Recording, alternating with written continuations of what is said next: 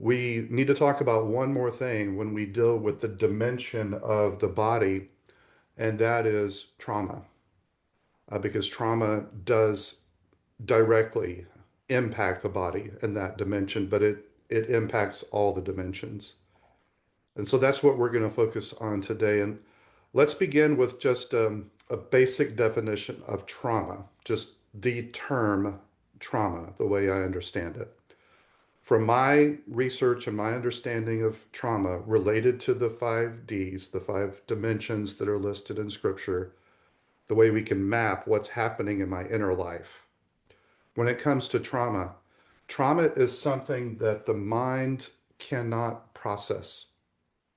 It can't file it like it does a normal event or experience because it's too overwhelming. We have experiences and moments every day that our mind is able to process and file. It puts it away, can be archived and retrieved later. And this happens every day. But when a moment or an event or an experience is traumatic, our mind is not able to properly process it. It's too overwhelming. The mind is not able to file it. And so instead of that event being filed, it's frozen. And it's frozen in a particular location in the 5D. It's not just frozen or processed or overwhelming in the mind, it is literally frozen and stuck in our central nervous system, which is located in the body dimension. And that's why we're going to talk about trauma today under the category of the body, because that's where it's stored. It's not just a memory in the mind, but it is stuck and stored and frozen actually in the body, specifically in our nervous system. So trauma is not just what happened to you, but it's what happened inside of you. And because it gets stuck in the body, it is frozen there, it is stuck there, and it's in a state of readiness to be activated again. And what activates it is some kind of reminder of the original event. And that's known as a trigger. A trigger is some kind of sensory input. It could be something I see with the five senses, something I see, something I hear, something I even smell, taste. Any of the five senses, it's some kind of sensory input that reminds me of that event. And because it's stuck inside of me, it hasn't been processed and filed away. It was too overwhelming for that. It is stuck in my nervous system, and my nervous system is kind of in a ready state to be activated again by a reminder of the event. And so when that reminder hits, which we call a trigger, the person is transported in time in their mind back to the original day of the traumatic event. So they're not fully present right here, right now. They have been transported against their will. They're not choosing this. This is called a traumatic response. They are transported back in time to that original event that is still stuck inside of them. Some of you have heard me use the example of the movie Saving Private Ryan.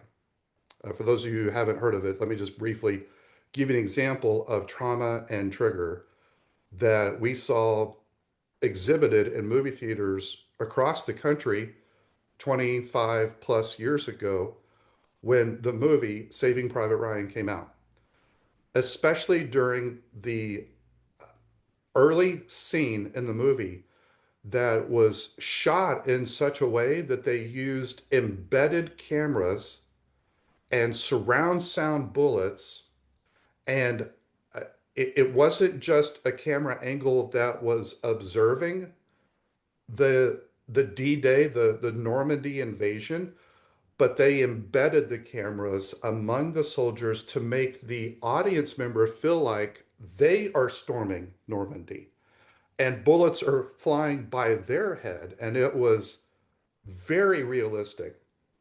And the unanticipated outcome of that were these reports going on all over the country of veterans with PTSD that went to go see this movie and had traumatic responses to the triggers, to the reminders of that particular scene, and they were transported back to that original traumatic event.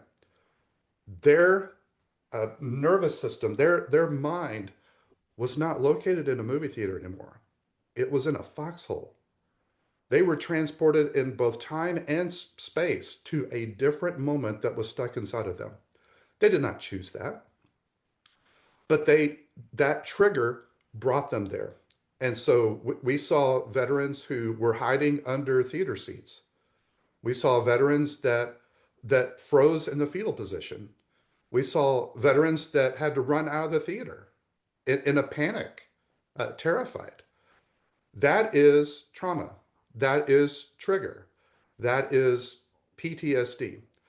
And that's what we mean by trauma. And imagine how insensitive and unethical and cruel it would have been if you had seen one of those veterans on that day in that theater, and instead of attending to them and showing empathy and supporting them and helping them, you blamed them and added to the harm that they were experiencing by saying things like, what the heck's wrong with you? You're in a freaking movie theater. Why are you down on the ground? Why are you overreacting like this? You made me spill my popcorn. You're ruining the movie for me. I can't even hear what's going on because of what you're doing. You're so distracting. Why can't you just watch the movie like the rest of us and try to either apply logic or blame to the person who is suffering from a traumatic response in that moment? That's what we mean by trauma. Now, there's a very specific kind of trauma that we need to talk about called betrayal trauma. And it has a lot of the same symptoms as PTSD, but there are some distinctions and some nuances when it comes to betrayal trauma. And if we use the language of the Manwala model, one of the things that he says happens on D-Day, the day of discovery or the day of disclosure, where our secret sexual basement collides with our partner's pre-existing reality. And those two collide. And she realizes for the first time that there is deception going on, that there has been a secret basement excavated, architected, and constructed and maintained below her feet that she did not even know was there. He describes that psychological traumatic event as REF. And the clinical term is reality ego fragmentation. That is the specific trauma injury that she experiences on that day that her mind is not able to process. It's not able to file like a normal event, but it is overwhelming. And that D-Day is now stuck and stored in her body. And when she experiences a trigger, a reminder of some sort, she is transported back to that horrific day. She is transported in time and space back to that day against her will, just like the veterans in movie theaters. Now, what do we mean by reality ego fragmentation? Let's unpack that a little bit. First of all, reality. She had an existing reality before D-Day. She did not know that what we were maintaining were parallel realities, two different realities. And we went to great lengths to make sure that those never touched. And so we were manipulating and in control of both realities.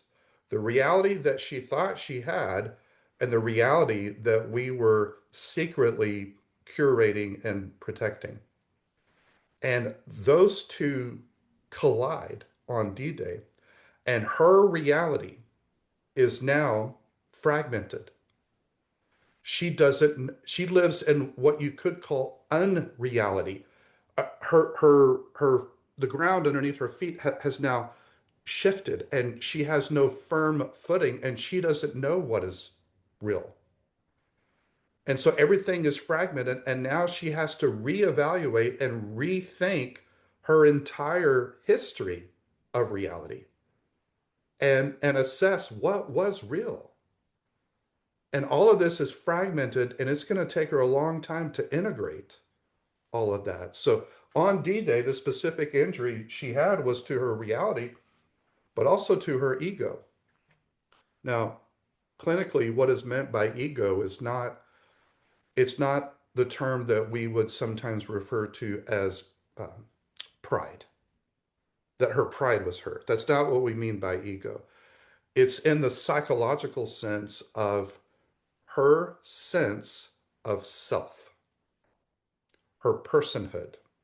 In the 5D, it would be her soul. The holistic picture she has of all five dimensions and who she is, her personhood, was fragmented. It was fractured. Not only her reality, but the very perception of who she is has now been shattered.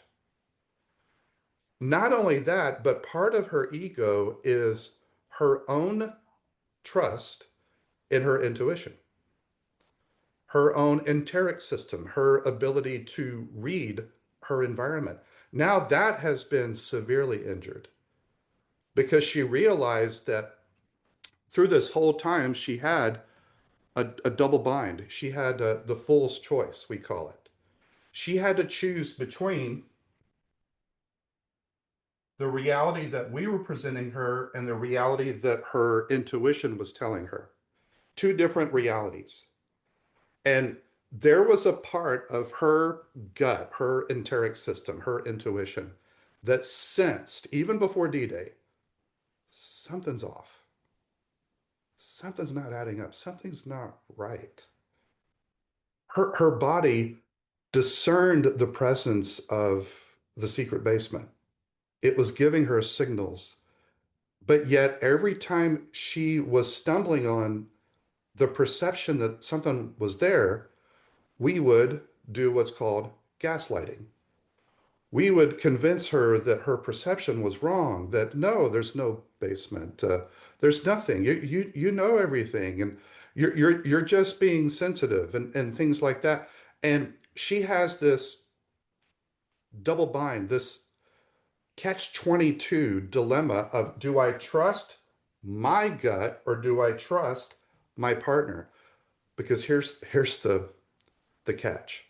Whichever one she trusts, it injures the connection with the other. Do you get that? So if she trusts you, then she's denying her gut. If she trusts her gut, that could impact her attachment to you. So she has to choose one or the other. And for many of the partners, until D-Day, they chose their partner. They denied the signs that they were seeing and what their gut was, their body was speaking to them. They suppressed that. They injured the connection with that to try and maintain the connection with their partner who they thought was being trustworthy.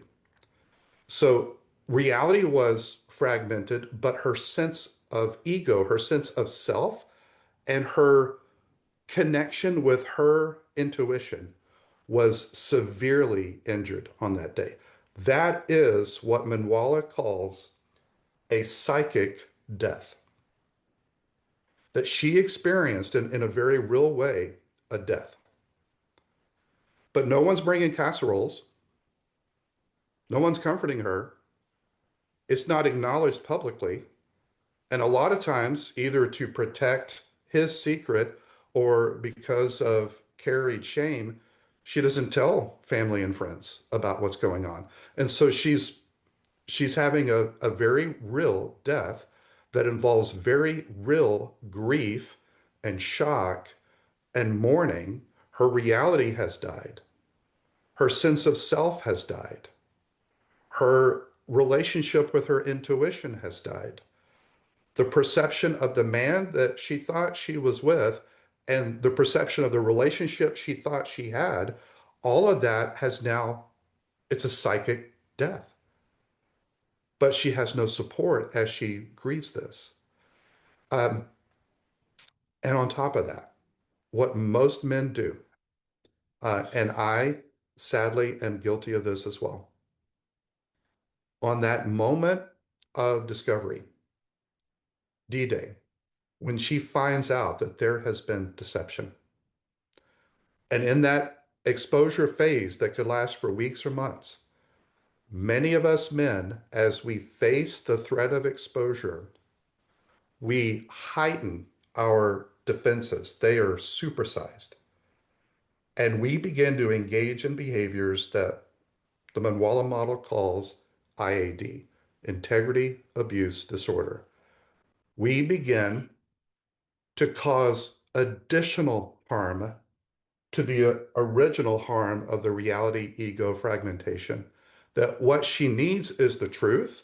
What she needs is support. What she needs is empathy. What she needs is genuine contrition and remorse. What she needs is a full confession of everything that's in the basement. And instead, our protective defensive self goes to a whole new level. Our nervous system is also overwhelmed, and we respond by blame shifting, by minimizing, by omitting, by becoming defensive. And we take the original injury when she is at her most vulnerable state and we multiply it by 100 with abusive behaviors on top of it. It is the equivalent of us in our car hitting a pedestrian, getting out of the car, and instead of attending to the victim, kicking the victim while they're down. That's the psychological equivalent of this.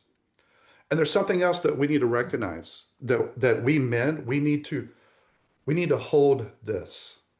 We need to acknowledge this, that this is a legitimate, documented psychological trauma, a significant systemic injury that our partner has experienced and that we caused. And what happened on D-Day, when we had the secret basement underneath the house, this represents the basement. What happened on D-Day is she didn't receive the whole truth. Rarely does that happen. Rarely have I seen the case where on D-Day, the betrayer discloses everything and just comes clean with everything. And if that's you, just understand that's rare. In most cases, she doesn't receive the whole truth. She receives a segment of the basement. What she does not have is the truth that day. What she has is the exposure that there's a secret. That's what she has. And she is clamoring for the truth. She needs to know the truth. She needs to know the extent of the basement and everything that's down there. But here's the problem. The only way for her to get the truth is to rely upon the very person who is deceiving her. And now his words ring hollow. And so, what is recommended for the healing of our own soul as the betrayer, but also to set the foundation for healing for her reality ego fragmentation, is a full, one time disclosure that exposes every corner, every facet, every dimension, every inch of the secret basement. so that she knows what she's dealing with, that there is now shared reality, not parallel realities. And in that shared reality, she can begin to integrate what actually happened. She can begin to grieve because right now she doesn't know what exactly she's grieving. And she can begin to process because she doesn't know what am I metabolizing here? What am I up against? And now she can make an informed decision about her future. That is the ethical response to the deception that we perpetrated on her. Now, when it comes to trauma, what happens in the five dimensions? In her mind, when it comes to trauma, she enters into hypervigilance. What that simply means is she is scanning her environment looking for threats. The world has now become a very different place and it is not safe. She also struggles with a lot of distorted beliefs. Distorted beliefs like, I'm not safe. I'm not enough. How could I not have seen this? Also, there's a lot of rumination. There's a lot of obsession. There's an intense amount of grief. And for some, there is understandably rage at the injustice of this, the shock of this. And she's got to go through all five stages of grief in order to process and have the hope of eventually healing from this. So that's what's going on in her mind with her thoughts and her emotions. What's going on in her body? We already said her nervous system, this is stuck in her nervous system. It has her in perpetual survival mode. She's going to have difficulty eating. She's going to have difficulty sleeping. On average, the average betrayed partner has 127 triggers a day. A day. That's constantly reminding her and trying to pull her back to that original traumatic event.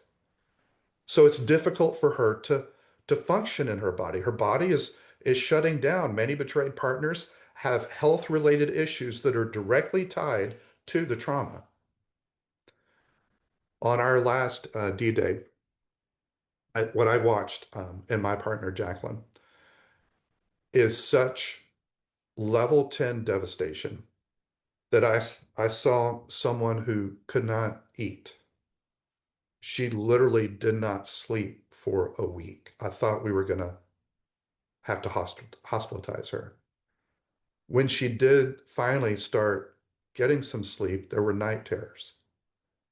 And I saw the tension that she felt of wanting to draw me close and confide in me and have me support her and wanting me at a distance because I'm not safe. And here's the main point I want you to get before we move on to the next dimension, and that is we've looked at the mind, we've looked at the body. When it comes to trauma, she cannot think her way to safety if her body's in survival mode. You can try logic and rationalizing. Trauma doesn't work that way. She can't just make the trauma go away. She can't think her way to safety when her body is in a fight, flight, fix or freeze response. Now, what's happening with her will? Her will, most of the time, in the wake of especially the early phase of betrayal trauma, her will is compromised. She is having difficulty making simple decisions. She is completely overwhelmed. When it comes to a psychological inventory that measures stress on a scale of 1 to 10, it's called a stress index. Anything above an 8 is considered to be a crisis in the stress index. Anything above an 8 means that the person who is experiencing the stress is going to have a hard time with executive functioning, a hard time just doing their job or functioning at a basic level. Betrayal trauma has been measured to be on average somewhere around 9.2 on that stress index. And it stays at about an 8.8 until there is a full disclosure. And then it titrates down a little bit to around a 7.8, just below that crisis level, but still extremely high. So that's what's going on with her will. Is it's difficult for her to make the most basic decisions. And it makes total sense that it would be that way. Well, what happens socially? Socially, she often begins to go into isolation for various reasons, whether it's the grief and the shock or the carried shame of I'm going to be judged if I let people know about this and if I end up staying. And there's this dilemma that she's facing because when you look at our relationship, Jacqueline and I, as her primary attachment, would normally be her safety net. That if she experiences something that is overwhelming, I am normally her go-to person. And as her safety net, I catch her and I hold her. But in this particular instance, I am the one who cut the net. I am not a safe person for her to go to. She doesn't feel safe. And so there's a dynamic injury to her attachment system. Like, who can I trust? Where is my safety net? Where is my person? Who can I go to? And so she therefore may vacillate between wanting to draw near to you and then not feeling safe and distancing herself. That is a normal social response to trauma. And then her soul, we've already talked about the fragmentation that takes place, the disorientation, her identity being questioned and fragmented and shattered and injured. And not to mention her perception of God can be greatly influenced by the trauma. Where was God? Why would he allow this? Can I even trust God? Is there a God? And so her soul can be severely injured. All five dimensions are deeply impacted by the trauma. Well, there's five things that are very unique specifically about betrayal trauma. Let me quickly go through these. Trauma is one thing, but betrayal trauma is a whole nother animal here. So let's take a look at it. One thing that's unique about betrayal trauma is that the source of her wound is also the source of her safety. The source of her threat is also the source of her primary attachment. For most trauma, the threat is from the outside. If she's in a car accident and she's overwhelmed by that, she can come to her primary attachment to process that. But with betrayal trauma, you've got the source of the wound is also the source of the safety. The source of the threat is also my primary attachment. And what do I do with this? Another thing that's unique about betrayal trauma is the element of deception. So there were parallel realities going on.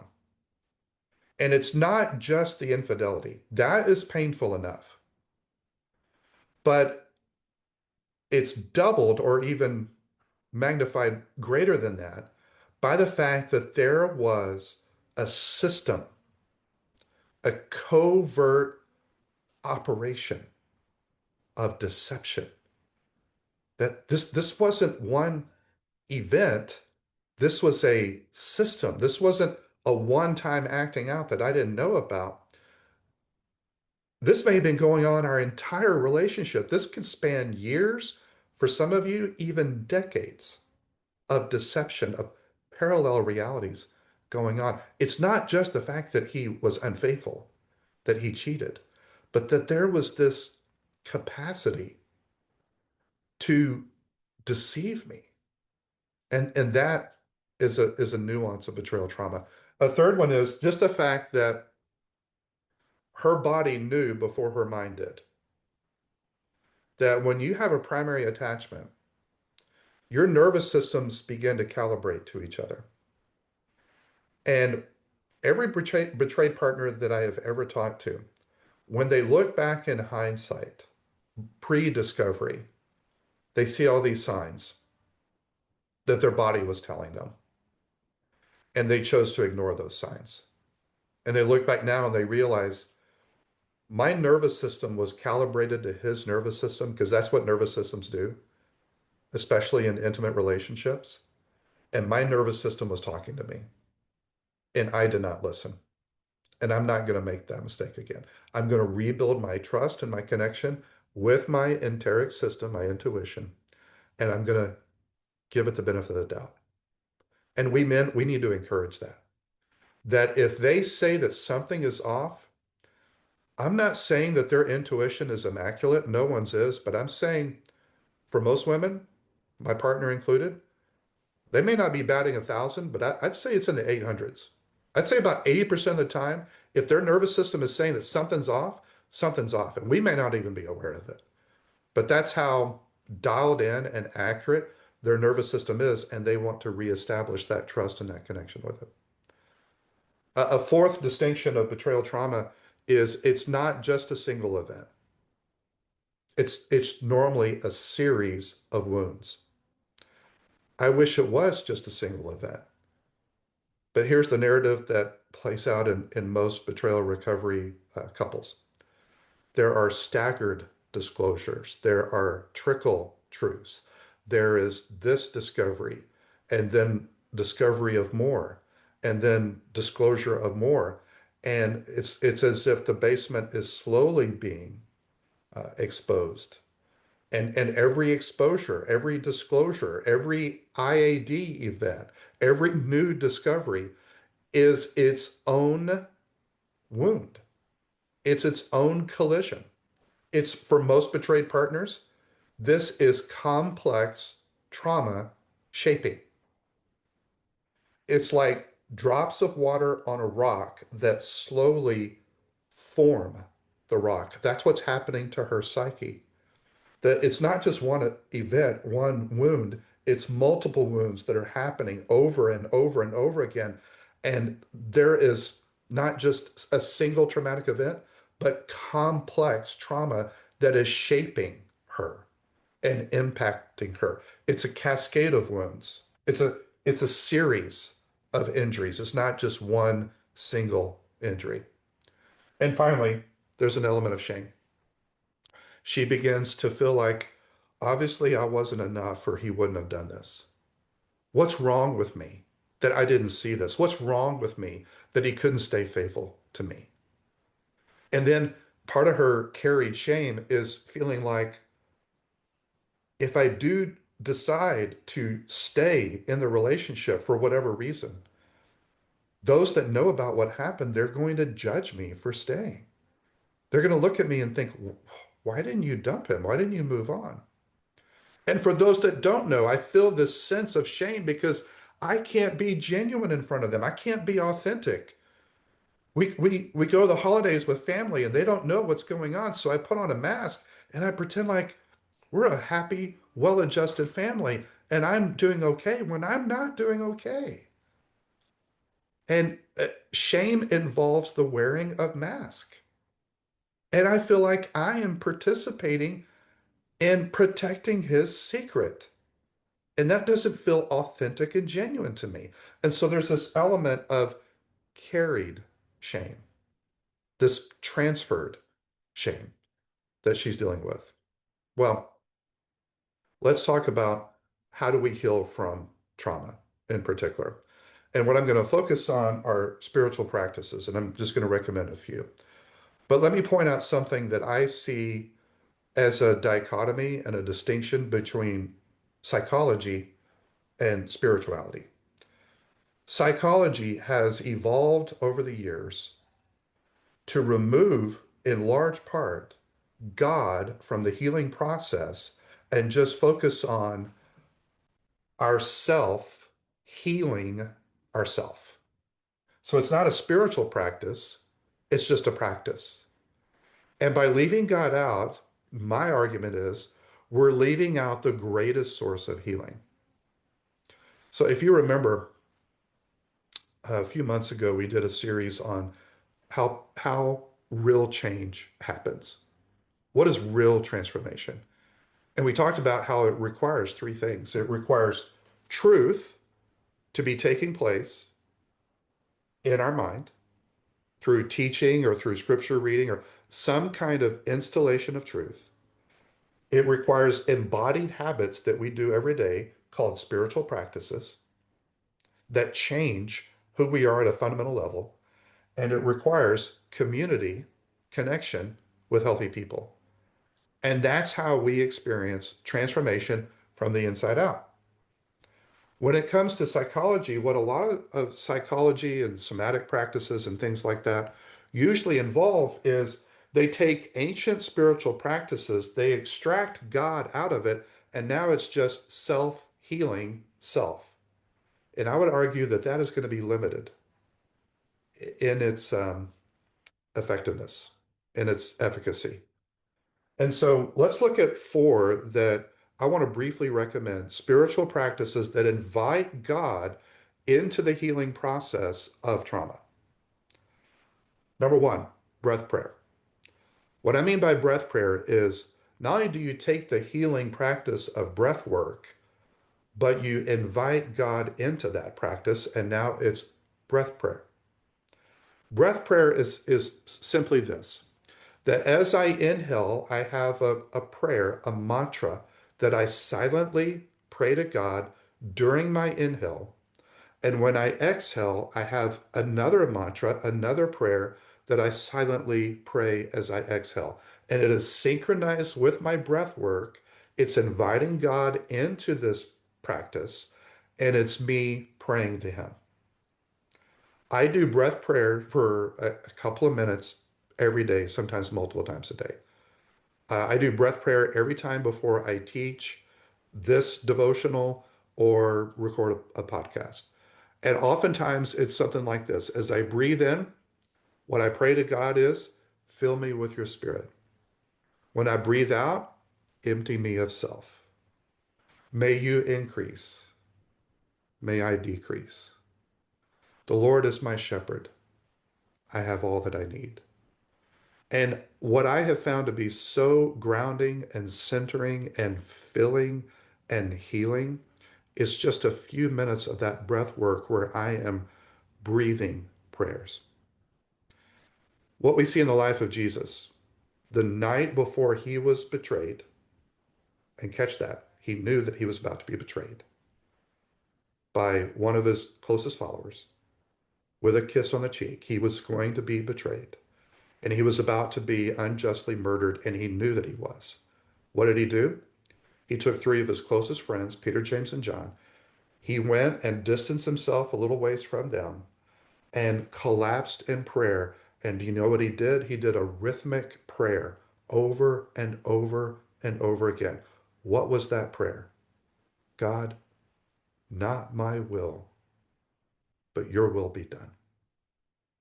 He was breathing those prayers the night, the toughest night of his life, as he was overwhelmed by what he was facing. The second spiritual practice is lament.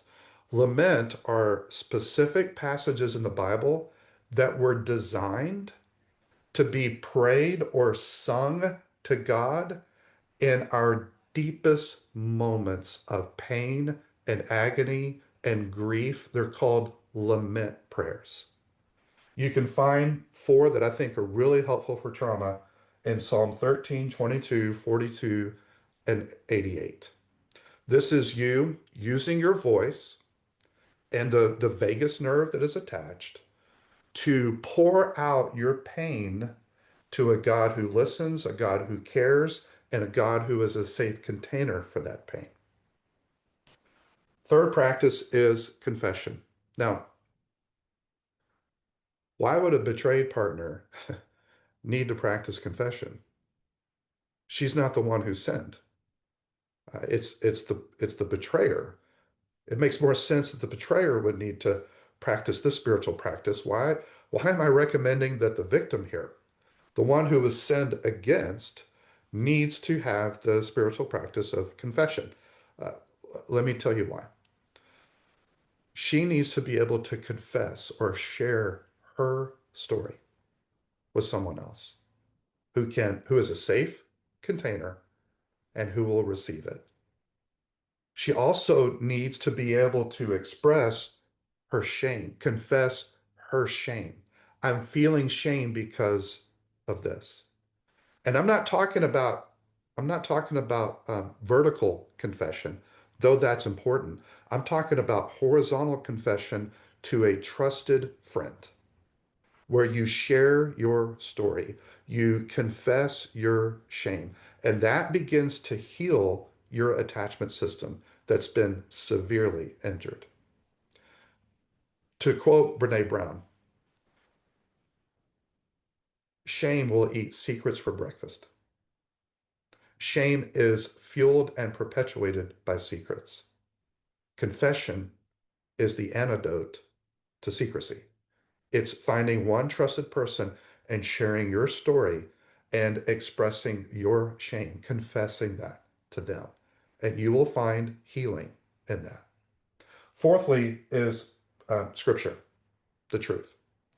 That there are a lot of distorted beliefs going on. There is something that's happened that your brain cannot file and process that leads to a lot of stinking thinking, a lot of rumination, a lot of obsession, a lot of catastrophizing, and a lot of false beliefs that can emerge from this. And what you need is truth, scripture that you're meditating on, listening to teaching like this teaching today and other teaching that helps you stay grounded in the truth as you reestablish your reality.